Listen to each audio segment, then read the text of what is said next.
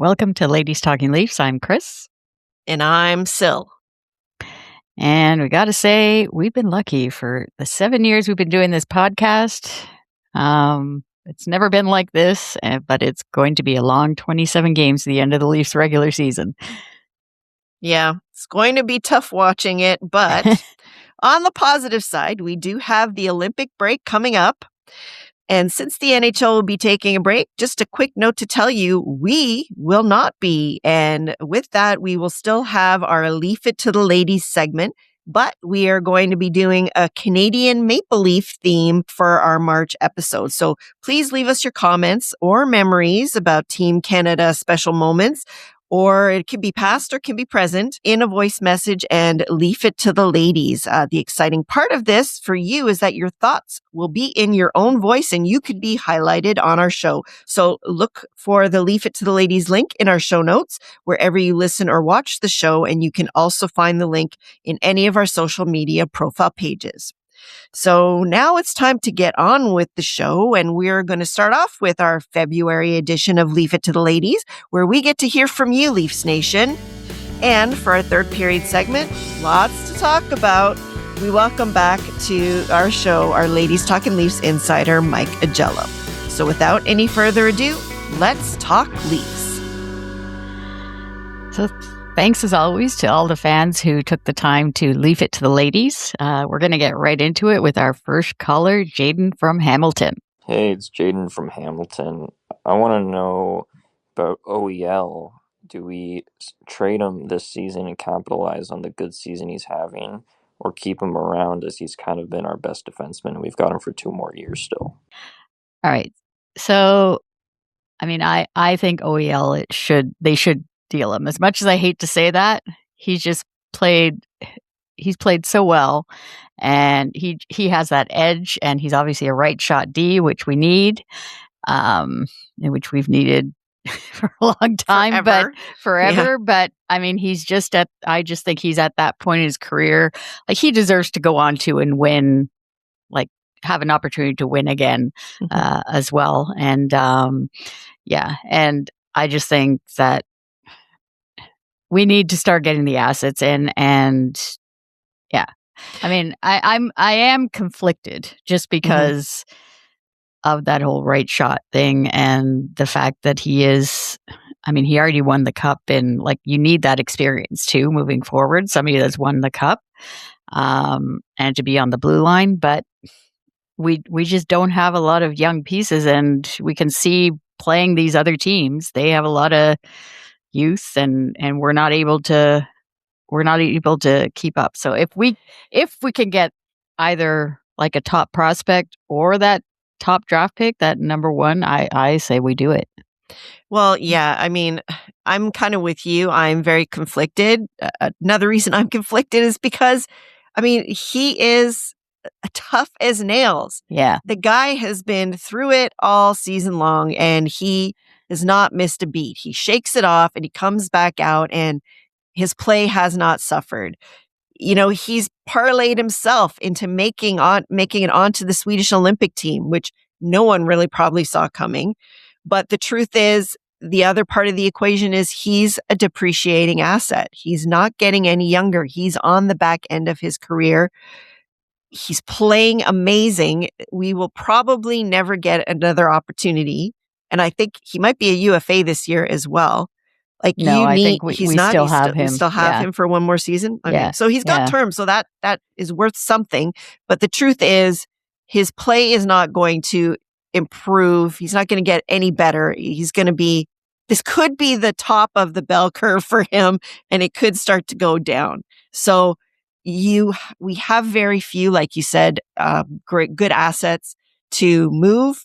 So if somebody comes calling for OEL, unfortunately, I think you have to definitely hear them out and parlay that asset into something good for our future, because his contract actually runs through to next season. Yeah. Till he next has another season, year. Yeah. Yeah. At $3.5 million. million. Like, as much as I don't want to see him go, because he's been definitely one of the brightest lights in this dismal Leaf season. with so few things to work with. Like we just have to. Yeah, the other thing to think about is how much of a role model he could be, like to say for like Morgan Riley, let's just say, that has to change his game. Because if you think of it, the way Oliver Ekman-Larsson was. People thought he was washed up. Yeah, and he was the captain for Phoenix or Arizona, whichever one it was, like back then. Like he was an offensive guy, just like Morgan Riley is. He may not have had the skating like Riley, but still he's molded his game to be different now too. And that's something that Riley probably needs to do now, as his skating, he's gotten a step behind. That's definitely a vote to keep him. Yes. But at the same time, you know, like if someone's going to call you and say, that's the guy we want, unfortunately, I think you have to, you know, depending on what they give you, depending on what it is. I don't want to send him out the door for a 5th rounder. No, you know, no way. But but if you're going to be able to get like at least a good young prospect back, or you know, like a 1st or a 2nd round pick, minimum, I think you got to listen on that for sure. Yeah. All right. So our next caller is Flo from Markham, and she has a very special Leaf memory to share with us. Let's listen. My name is Flo. I come from Markham. I live in Markham. I was listening the other day on TV, and they were mentioning this game that Daryl Sittler had a big game for himself, 10 point. And I thought, gee, does that ever sound like I've been there? And I was there with my husband, actually. We had a nice time, a good game. We cheered. I cheered. My husband wouldn't cheer, so I told him to get up and cheer. It was a very nice evening, and he had the 10 point, you know, and we were all happy for him. Still are. We still see him once in a while in a commercial here. But we were very happy to go there. It's the first time we've ever been to that kind of a game. Never win again, the Maple Leaf Gardens. Anyway, all the best to him. He's a nice man. And good luck to everything. It was a nice day that time. I remember very well. Thank you. Bye-bye. So Flo, wow. She's the OG Ladies Talkin Leafs. What an amazing call and amazing memory to share with us. And like, can you imagine that being the only Leaf game that you ever got to in Maple Leaf Gardens? That's pretty spectacular. Great night to be in the house. So it sounds like it's the only game she ever went to too. Yeah. But which is what a game to go to, right? 100%. Yeah. And the fact that her husband didn't get up to cheer is quite, I'm sure there's something else behind that. But yeah, no, because obviously the Leafs were celebrating that last week, and the 10 point 50th anniversary night. And it's actually on February 7th, 1976. That's the 50th, the actual anniversary, but because of the Olympics, it's they celebrate a little bit earlier. But I just love it how like she's watching the game and it just comes to her mind. I was at that game, right? And yeah, there's like a lot, not as many people. Like there's going to be less and less people around that will have been able to see moments like that. So to actually share it with us, that's something 100%, special. Yeah. For us and our listeners, obviously, you don't have. It's history, right? A part of history, and she was there. So at Maple Leaf Gardens that night, and and it's just great that she called in to give us her memories of that night, and it was a great night. Yeah, absolutely. So thank you. Yeah, I wish the Leafs would have played a lot better of today's Leafs that night to celebrate that night. But anyways, it's just it's history. So yeah, absolutely. So we thank Flo and Jaden so much for calling in, and we want to remind you as well. Don't forget to leave us your comments on any special Team Canada moments you want to share, or if you're watching the current teams and there's something that really pops out to you and you really want to share it, definitely give us a call. You could be on our March edition of Leaf It to the Ladies. So now it's time for our third period segment, and we have back with us, I'm sure he's got no shortage of things to say, our Ladies Talkin Leafs insider, Mike Augello. The playoffs are disappearing from view for the Leafs, and there is a lot to talk about with our Ladies Talking Leafs insider, Mike Augello. Mike covers the Leafs and the Buffalo Sabres as an NHL reporter and is a member of the Professional Hockey Writers Association. Mike is the co-managing editor of hockeyhotstove.com, which is a website that offers comprehensive and engaging content for passionate NHL fans. And you can catch Mike on Off the Post podcast, and which you'll also find on hockeyhotstove.com along with our show as well.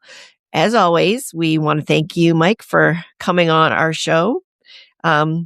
Despite the negative things going on with our team right now. Thank you so much. Take a deep breath.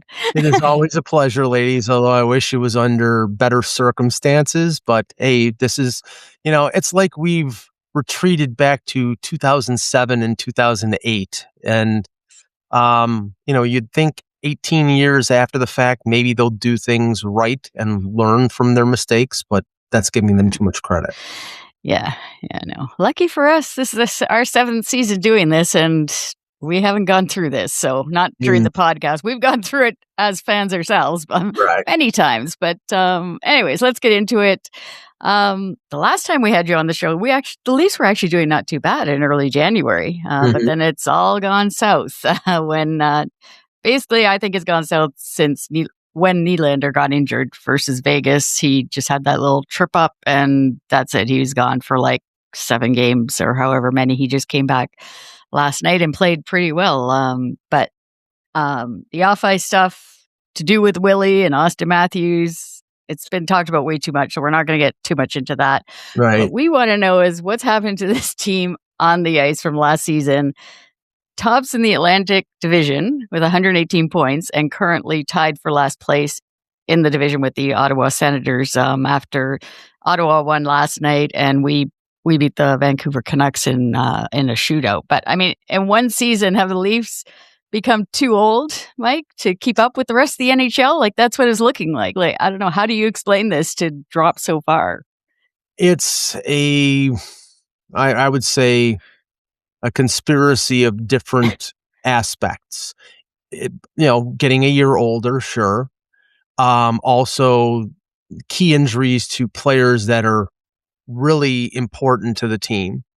I think a general regression to the mean on from a number of players. Not that I think everybody had a career year, because we know Austin Matthews didn't last year, but the margin of victory, or the margin of between victory and loss, I mean, it's not helped by the departure of somebody who wears number 93 now, who I will not mention. But really, I mean, I think it's a number of factors. I mean, and as we've seen many a year with this team, they always got off to a really good start. And then they struggled in December, sometimes in December, January, around the holidays.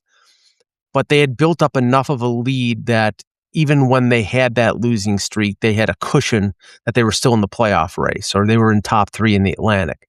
And this team, they were mediocre for the first 2 months. The winning streak that they had, the 8-0-2 streak from just after Christmas, or just before Christmas when they fired Mark Savard, to the middle of January. That dug them out of the hole. But then they promptly dug themselves and reburied themselves in the hole. And now I think there's no way they get out of it. And the calendar is conspiring against them. And I have to say, the Olympic schedule conspired against an older team. There's not as much rest this year. I mean, these are all excuses. I think, the general manager didn't make any moves other than picking up Troy Stetcher on waivers. The coach, I think, even in the summertime too, like he didn't get anybody to replace Marner, basically. Right. And, I mentioned the name, right? Well, but I mean, he got nobody to I get, and I don't know if it was too much of an adjustment for Matthews at the start of the season, because like, did it take him that long to actually figure it out? Because he's been playing great in January. Like, yeah, I don't know why. I mean, the attempts at replacing Marner were so weak. I mean, You really expected Matias Michelli to replace Mitch Marner? I mean, okay, he had 40 assists a couple years ago, but there's a reason why Utah traded him, because he had a bad year last year. And like last year in Utah, he played from every line, from the first line to the fourth line, and they couldn't find a fit. And they really haven't found a fit with him here. So, well, they were hoping for the combined thing, Right. like, I guess, right, with a few players, I guess, Right. making up the points but it's like They have those choices obviously didn't work out. They have a better bottom six, but the problem is the top six plays the most minutes. And your top six, you've got the greatest defensive liability in the NHL in Max Domi playing front line, first line, right wing. Bobby McMahon, who I think is better fit as a second or third line left winger, playing top minutes left wing. And John Tavares, who probably should be a winger now, but he's playing center because he has to. Because he's slowing down. He had a great start and he's regressed. Nylander has been out twice for long stretches, which is the first time in his career, which is the whole reason why that Jonas Siegel piece in The Athletic gained so much notoriety, because all of a sudden, oh my God, injuries happen, folks. I mean, it just, they happen. But that's what I'm saying. It's not one thing. It's not that guy who left for Vegas, just him. It's more complex than that. Well, do you think that, every team can have a real bad year. And like you said, last year was like an incredible year. And this year is a horrible year. So if we're going to go back to regression to the mean, like, can this team kind of come back to kind of where they should be, really? As they're currently constructed, no, because the flaws of the team, I think, have exposed themselves. And you see who's having success right now. Let's limit it to the Eastern Conference. Who's having success right now? The Buffalo Sabres are fast. They're deep on defense. They're getting better than expected goaltending from a guy like Alex Lyon. And they're scoring goals. Detroit is faster than Toronto. Boston is faster than Toronto. Montreal, especially after seeing what they did last night with guys like Caulfield and Suzuki. Slafkovsky is a big guy. Demidov, the rookie, is a great skater. Lane Hudson on the blue line. They're all fast. And this coach, if there's a player that's fast and offensive, he doesn't play that guy, and he buries them. Yeah, basically, like the guy who, when you play him in the top six, scores, but he's not as good defensively as he would like. But he doesn't have a problem playing Max Domi. He sits Nick Robertson, or he limits him to 12 minutes a night, but he plays Max Domi up the wazoo. So there's a difference. Do you think, when you're talking about that being fast, Mike, do you think it's more of the fact that, Berube is trying to get the Leafs to be more of a playoff style team, and these other teams, yes, they're all fast, and that's what the Leafs were for several years. It's kind of like a different.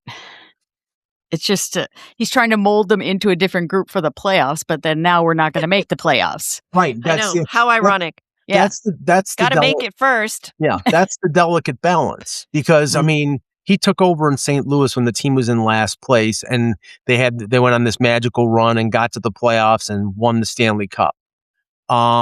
Similar to the type of streak that Buffalo is having right now, 24-1 in last 25 games is absurd, especially for a team that has as many flaws as they do. I still think you could be covering a winner, Mike. You never know. You never know. Yeah. Okay.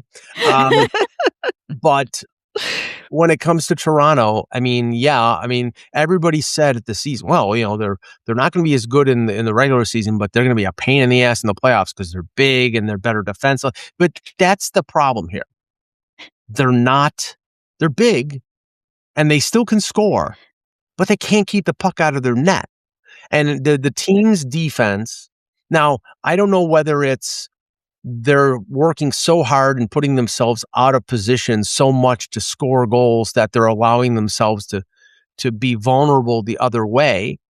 I mean, anybody who's a critic of Morgan Riley would say that, because he continually gets caught out of position. But defensively, I mean, the injury, I think that the biggest injury that has really crippled this team is the injury to Chris Tanev.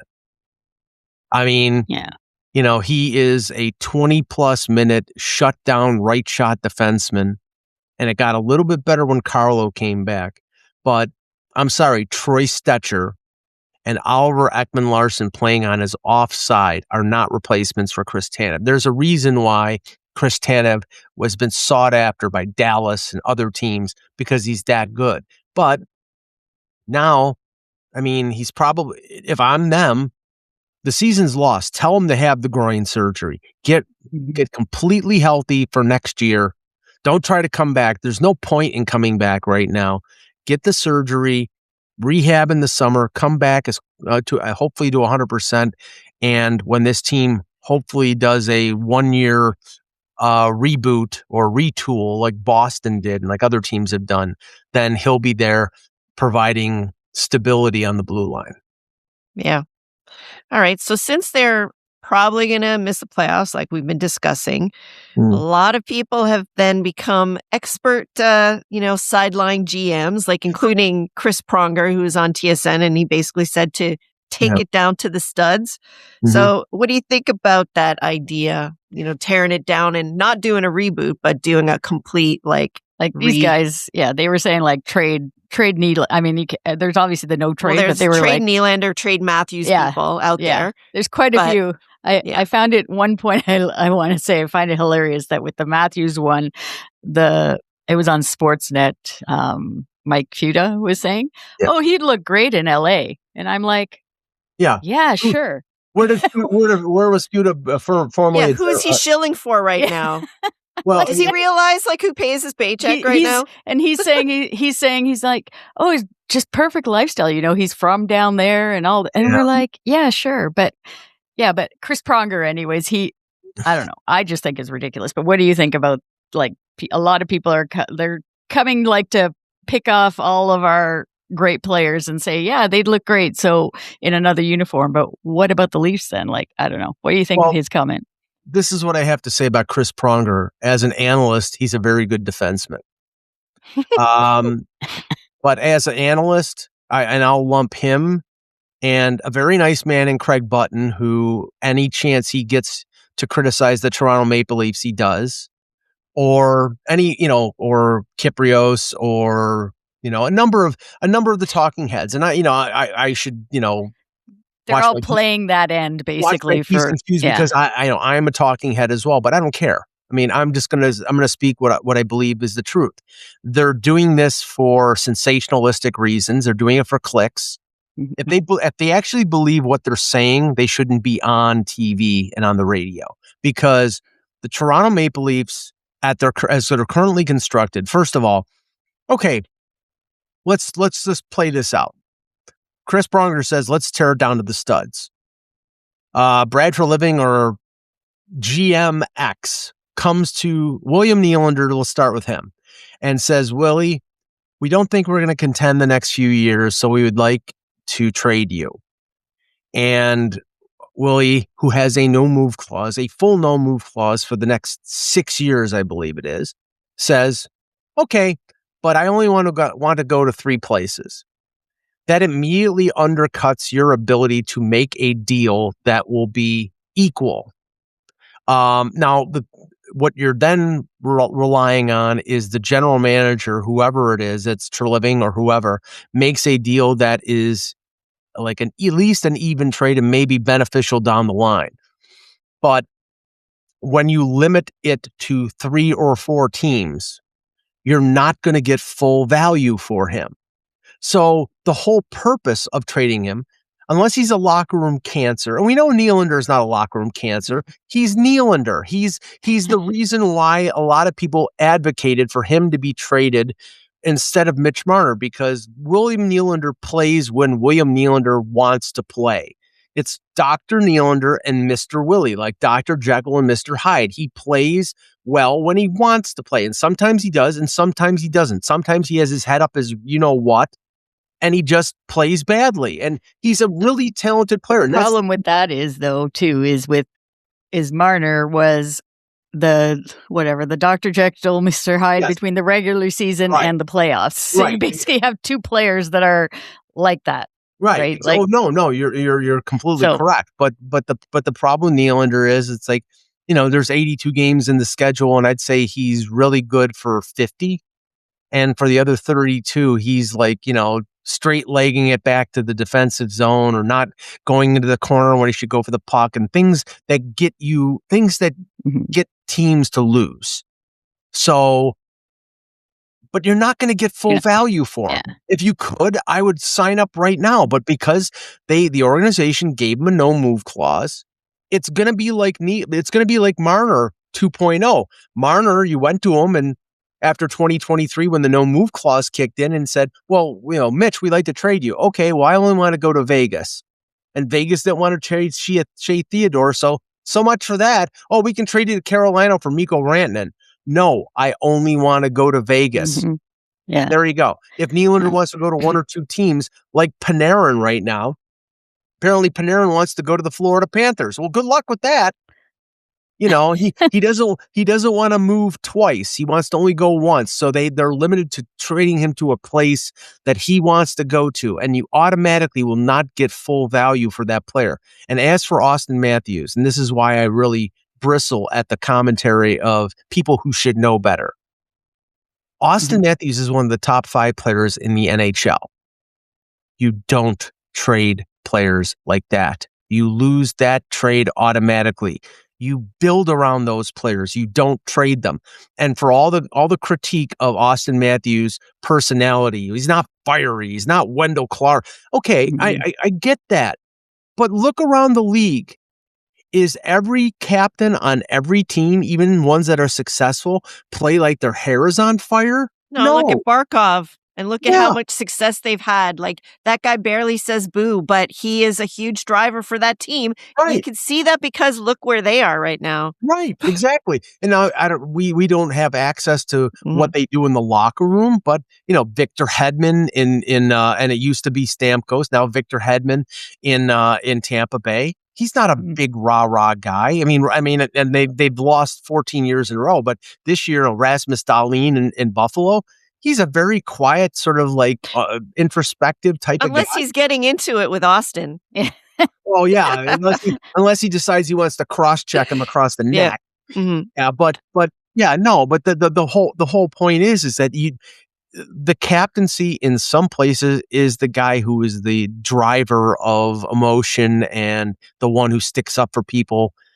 In a lot of places, it's the best player. Connor McDavid is not. Connor McDavid and McKinnon are different because they're just superhuman almost. I mean, they're faster than everybody. They're more skilled than everybody. I think the critique of Matthews is more the fact that he hasn't been durable and he gets hurt, and he's got to tough through it. Okay, how did he tough through it last year, and how did that taste? It was 33 goals, and he had a bad year. This year, after coming back from the injury, he's been one of the best players in the NHL. The problems with the Leafs right now are not Austin Matthews.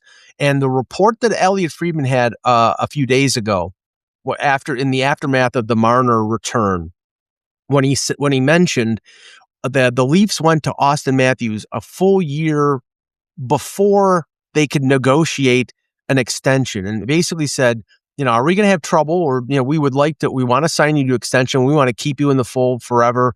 And he was amenable to that. And basically he said, as long as we're competitive, I'm good to go. Now, that's why some people are worried about, well, if they retool, well, that's the whole, they have to be upfront with Matthews and saying, well, we're going to try to turn this around in a year. You've made the playoffs every year of your career. This is hopefully a 1-year blip.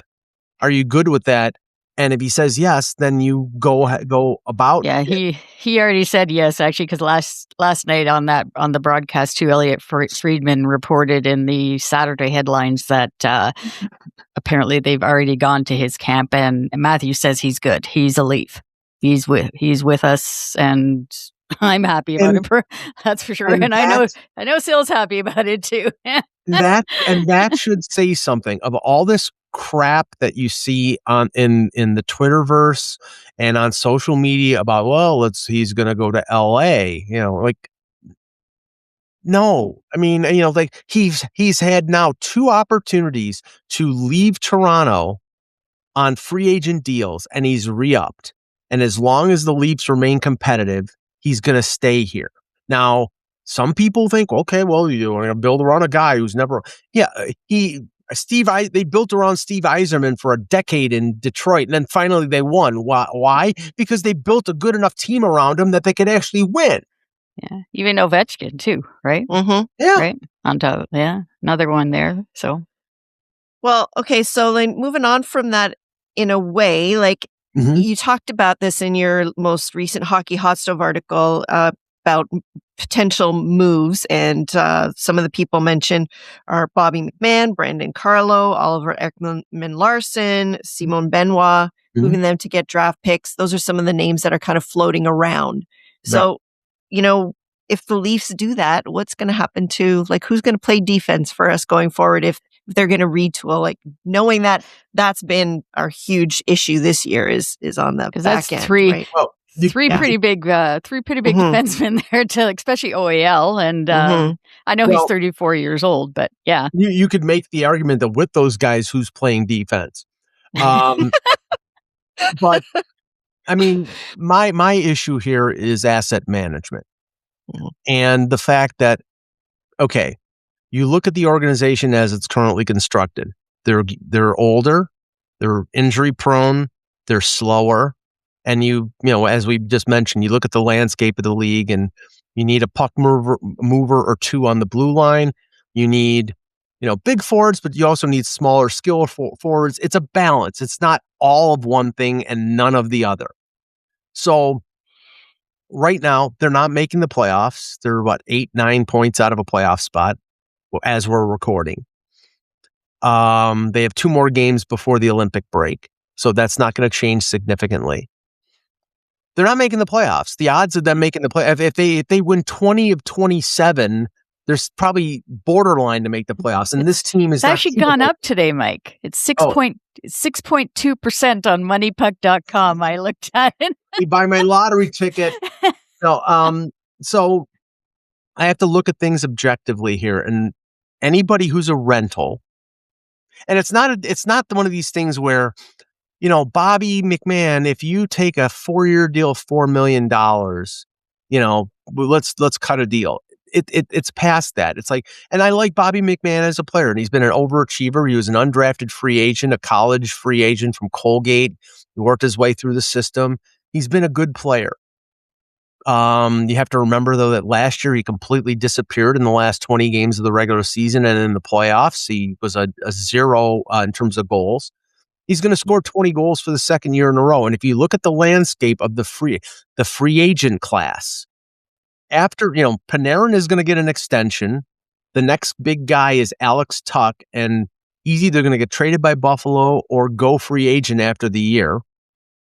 I'm not saying Bobby McMahon is next, but I'm saying at the deadline, there are not many impact players out there, especially one that's making $1.3 million and is on pace to score 20 goals for the second year in a row. So for contenders who are cap strapped and who are looking for scoring and size and speed, this is where Brad Treliving has got to say, hey, folks, the door's open. Give me your best offer.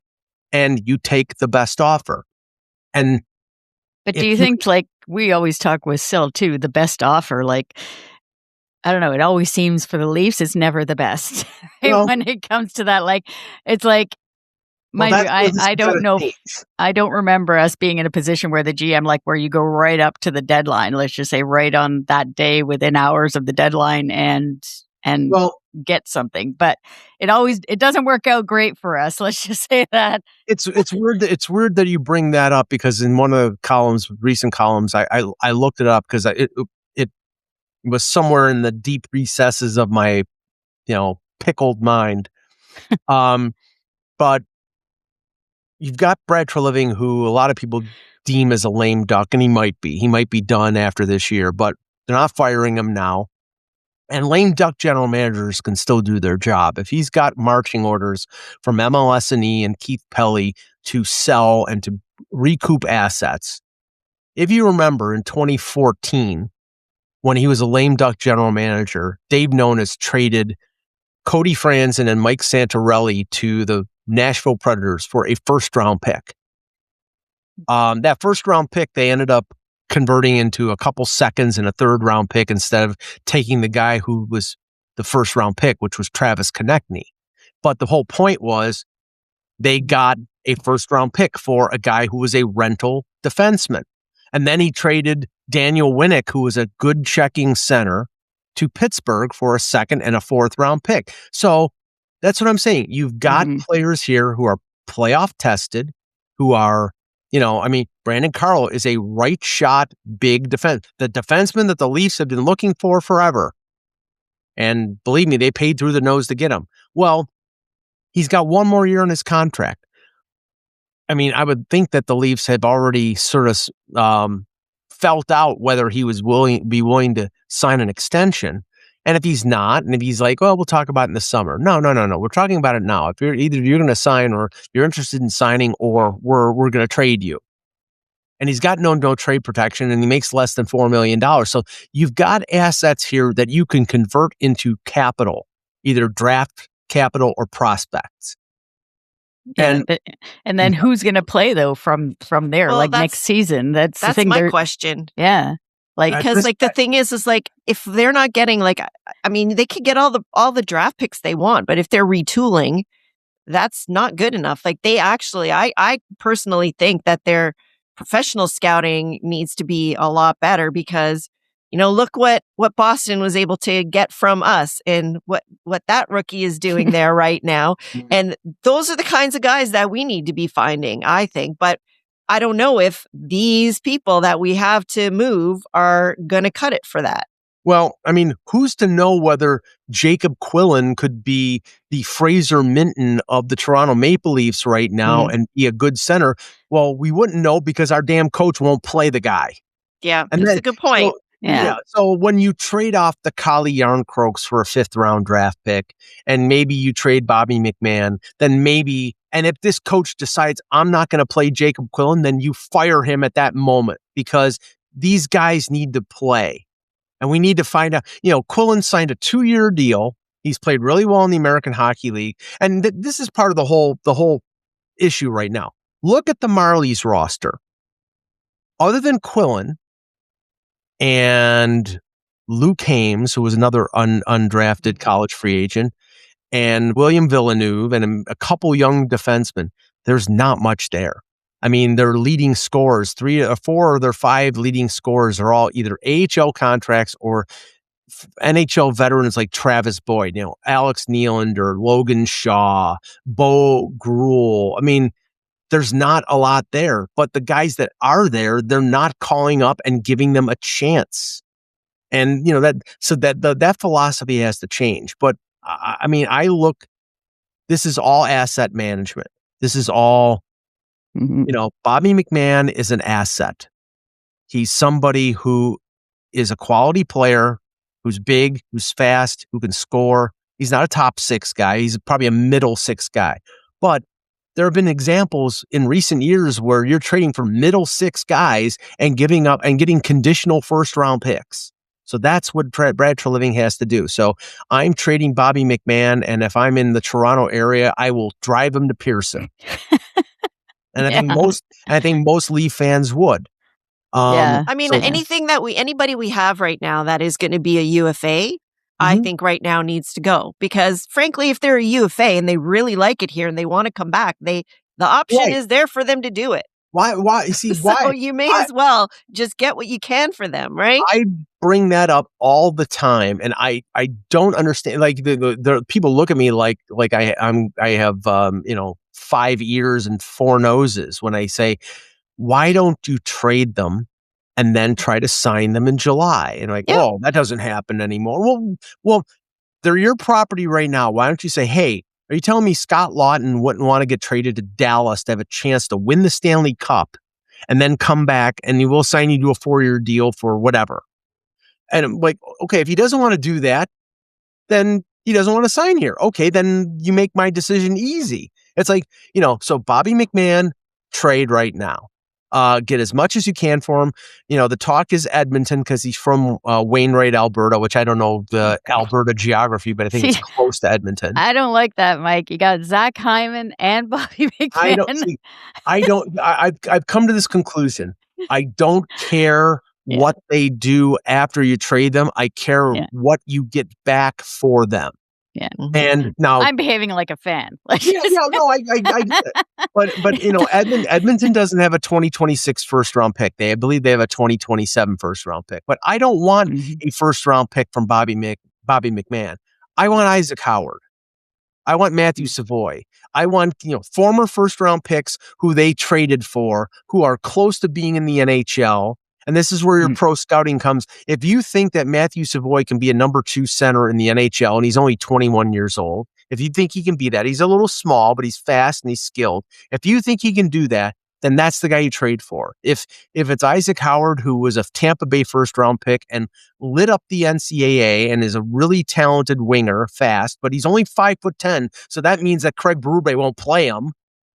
Then you make that trade. It's up to the pro scouting to find out which one is the best guy, and then you deal with the coach, after that. But you get the most talent. If you can get an extra draft pick thrown in, fine. But there are players on this roster right now, like Ekman-Larsson, like Carlo, who can get you first round picks, who can get you prospects. It's just up to the general manager for him to do that. All right. So you mentioned him before. So just a straight up question. Do you think Craig Berube will keep his job beyond this season? He's toast. He's absolute toast. Right. I don't know if it's rye toast or whole wheat, but he's toast. Which is the worst kind. Yes, pumpernickel. Pumpernickel. But you know what? I mean, this is not a commentary on Craig Berube as a person, because I know people who know him and say he's a great guy. He's just the wrong coach for the wrong time here. And clearly, by him losing his marbles on the bench, yelling and screaming, they've tuned him out. I mean, it lasted a year. We thought that was going to be a problem before he got hired, because you had this sort of country club mentality with, Marner and Nylander is a world amongst himself. He's somebody, who just, I think he's got those construction earplugs in his ears whenever anybody talks, and he goes with whatever flow he wants to go with. But yeah, I don't think Berube has the reputation of being more of a motivational coach, like Ted Nolan was in Buffalo back in the day. But he's not an X's and O's guy. And, you notice the defense dropped off after Lane Lambert left for Seattle. And then Lalonde comes in, and their defense. Now, I think there's other factors besides the coach leaving, but, there definitely was a drop off. And I just think, I don't think that they're listening to him. And honestly, I can't look at him with that scar on his head. It's just really disturbing. But that has nothing to do with it. But I don't know. Like, I kind of feel like with him, the thing that strikes me the most is that he's got no answers. Right. He keeps saying the same thing, that it's a mindset. It's their mindset. They have to change their mindset. But he has no fresh approach. Ask them. And if you're like, then you're done to me, right? Because you've got nothing. You're out of options. So he's just trying the same thing all the time. And this is just my theory, and I might be completely off base, but I'll just say it anyway. I wonder whether when we were talking about this in December, and everybody was thinking that Berube was going to get fired, and he didn't get fired, and Mark Savard got fired, whether that was because Brad Treliving doesn't have the authority to trade him. To fire him, I mean. Well, that's true, because I remember that Keith Pelly said that he was going to give Berube like just more kind of autonomy and some, more expect more from the coach and as part of the decision-making group. I mean, it could be the fact that, Pelly says to Treliving, he's your coach, meaning if he gets fired, you're going along with him, that it'll be a clean sweep. we won't know until the off season. I don't think that either one of them is going to get fired before the end of the season. Treliving has got a lot of work to do between now and March the 6th. And I think he needs to get to work now. And another thing that was conspicuous last week, and it's not season ending, but it was LTIR. They put Tanev and Dakota Joshua both on LTIR. Mhm. Conceivably, if you made that season ending long-term IR, that opens up almost $8 million in cap space. You can get assets in this league, even with the new rules, by taking on salary, not as a go-between, but because they changed those LTIR rules. But you can say, okay, Colorado, you've got some dead money on your cap that you are a player that you need to move, and the other team that you're trying to make a trade with won't take that guy back. We'll take him. You just have to give us a 3rd round pick. Teams do that. Teams have done that. Toronto used the go-between last year on a few, and they've used it in the past on a few deals, and it's cost them draft picks. It works both ways. So you can use, and the thing is, you'll have even more cap space when you trade the McMahons or the Carlos or the Yarncroaks. You're opening up. They have to stay over the cap floor, but it is a way of getting more assets. And I've said this a few times.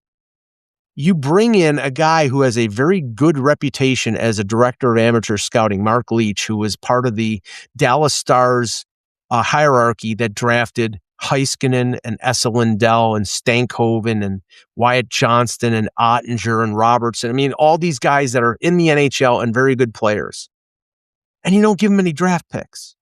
Last year, he had a 2nd round pick. At the end of the 2nd round, he had a few picks. And, they think this Kobilar is a good player. And there's another kid that they drafted in the 5th round who is having a really good year in the OHL. You don't know. These are depth picks. It's a roll of dice. But the more picks you give a director of amateur scouting like this guy, the more chances they have at hitting something. So you cannot go into a draft with a 3rd, a 5th, and a 6th, and that's it. They have no draft capital this year and next year, and it's not all because of Brad Treliving. It's because of Dubas as well, and now they've got to recoup that. If they're not making the playoffs, they have to get some of those picks back. Right. Yeah. All right. So for our final question, and maybe this isn't a fair one, but in your mind, how does this collapse compared to other times in Leafs history when the 18-wheeler has seemingly gone off the cliff? So unfortunately, we have several to compare with. Yeah. See, I'm not as hard on the 18-wheeler because that team wasn't very good in the first place. If you look at that team, I just use as an example, an overarching example. It's the most recent example, yeah. Right? It's a recency bias with the 18-wheeler. But they made the playoffs in 2013 and they lost to Boston in the 7th game, and then they were in the playoffs and then they had this big collapse. But you look at the moves that team made, like Dave Boland, and you had Tyler Bozak was your number 1 center, and you'd traded 2 first-round picks for Phil Kessel, and it ended up being Tyler Seguin and Dougie Hamilton. It's like the team wasn't very good. They had the goaltending with Jonas the Monster, or the Monster Gustafsson, and J.S. Shiger and James Reimer. It's like it wasn't a team that was bound to win a Stanley Cup. They should have won. Maybe I shouldn't have used that as the phrase then, but I'm looking for more like, what other times can we look to that were sort of similar to this? Because I think part of the thing is right now is that the younger Leaf fans, like that is their closest reference point probably, right? And they don't remember some of the stuff we went through in the 80s, for example, where they didn't even have a chance to even get close to the cliff. I'll give you the most glaring example that I can remember. And I remember it because I'm old. So I don't expect you youngins to remember. But if you remember 77 and 78, they made they made the semifinal against Montreal. They lost, I believe, in 4 straight. to the Habs that won the Stanley 'Cause Cup. they beat the Islanders in the They first beat round, right? Lightning down Yeah. in overtime in Game 7, and then they lost. But Salmon got hurt. The following year, the following year they make the Dave Burrows trade with Pittsburgh, trading Randy Carlyle and George Ferguson, and thinking that was the Brandon Carlo deal going back to 1978. That was like the final piece of the puzzle, and it wasn't. And Burrows was over the hill. I actually remember that name, like Yep. Dave Burrows. Dave Burrows. And the funny thing was, he ended up going back to Pittsburgh and making the All-Star team for Pittsburgh again. So it's like, but that team was close. It had Lanny and Sittler and Tiger Williams, who I actually met on Tuesday. It's like I was afraid he was going to punch me. Not that I did anything, but it's Tiger, so you're afraid he's going to punch you. But that team was close. They didn't have enough depth, and they tried to make that move that would put them over the top, and it didn't work. And then if you remember 79, I think they lost in the second round to Montreal. They got swept. I think Paul Harrison had to play in goal because Palmateer was injured.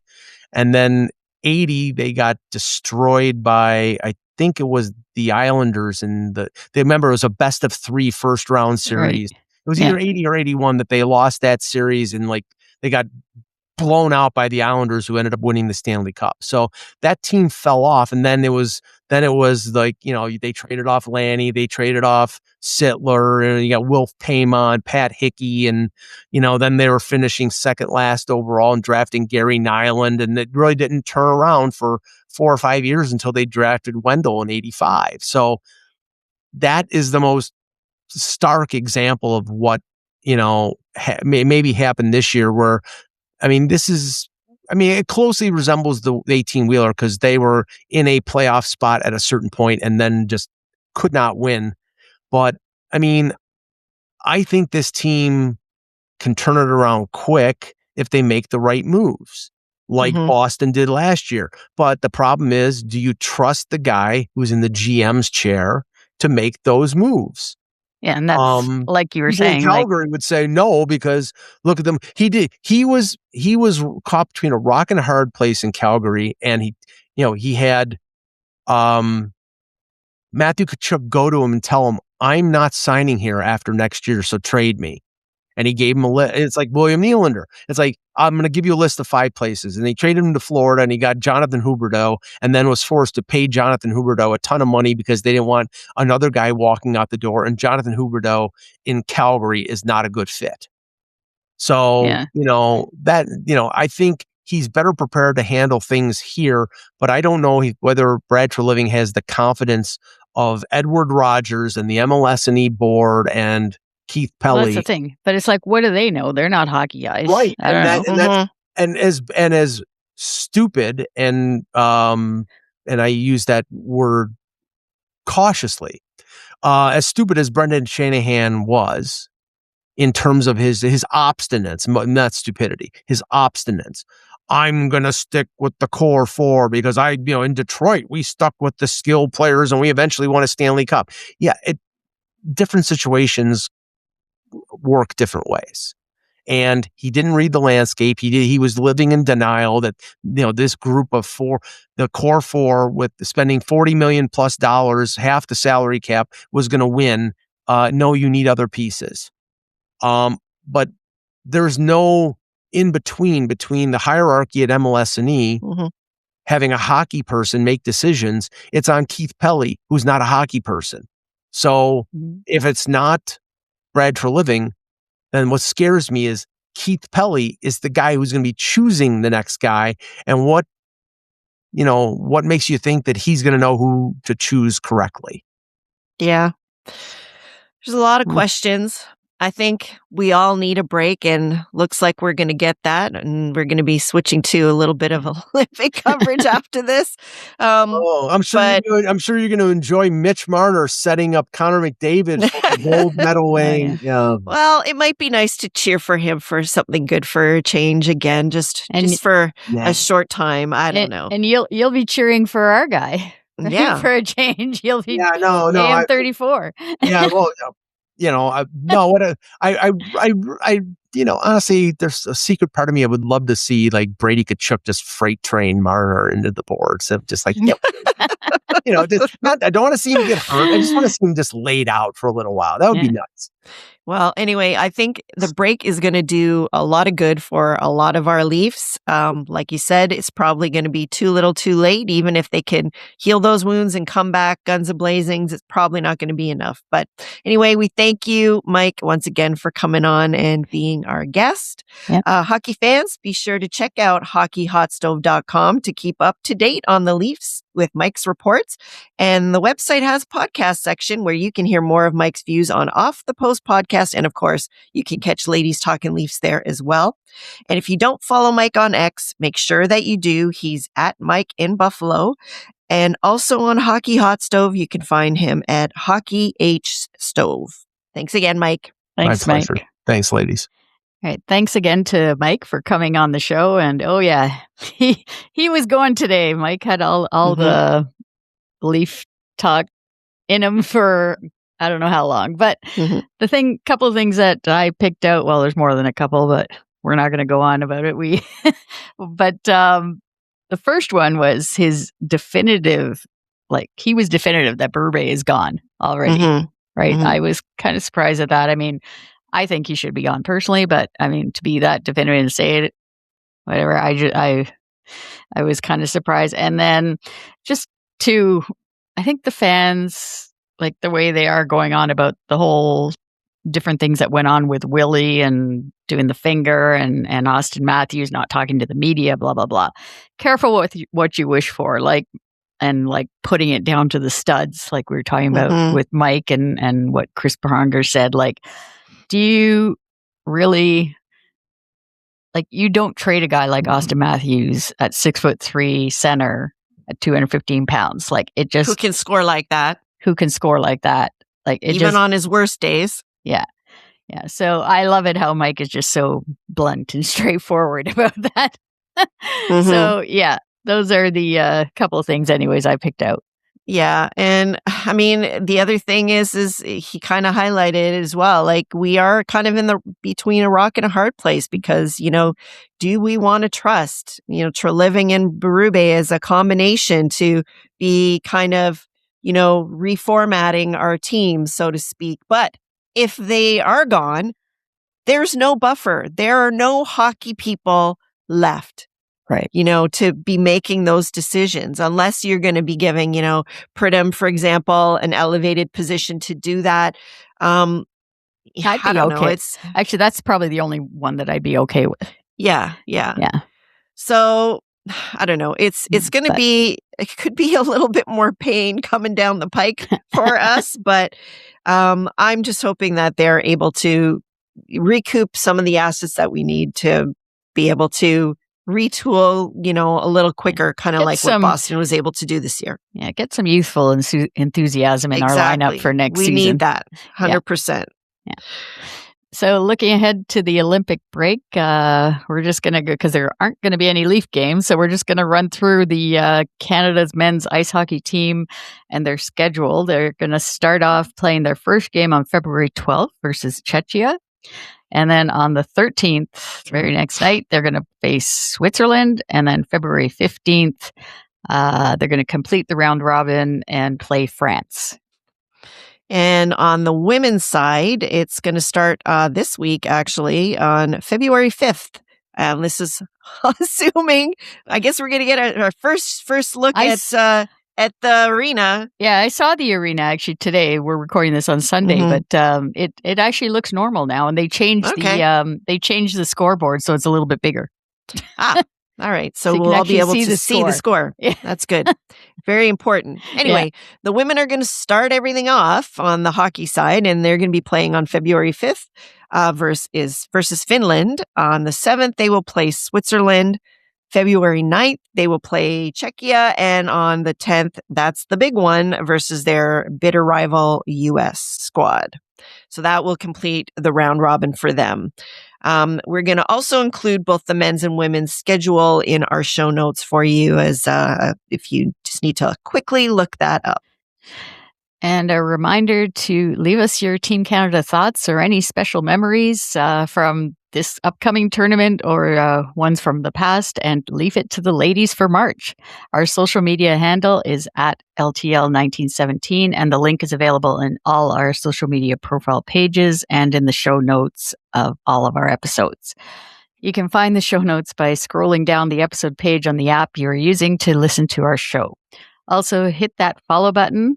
Just hit that follow button on Apple and Spotify or wherever you're listening to our podcast, and we'll have you up to date on everything Leafs and Team Canada hockey anyways, throughout the season. If you're watching on YouTube, hit the subscribe button, and you can also listen to our show on the Believe Network at Believe.com. It's BLEAV.com. And I just want to mention, too, for the Leave It to the Ladies in March, if there's some burning comment or question, of course, we will accept those also. Of course. But we definitely want to have that kind of Olympic hockey theme for the next one. There might be signings, right, during the break. True. Yeah, absolutely.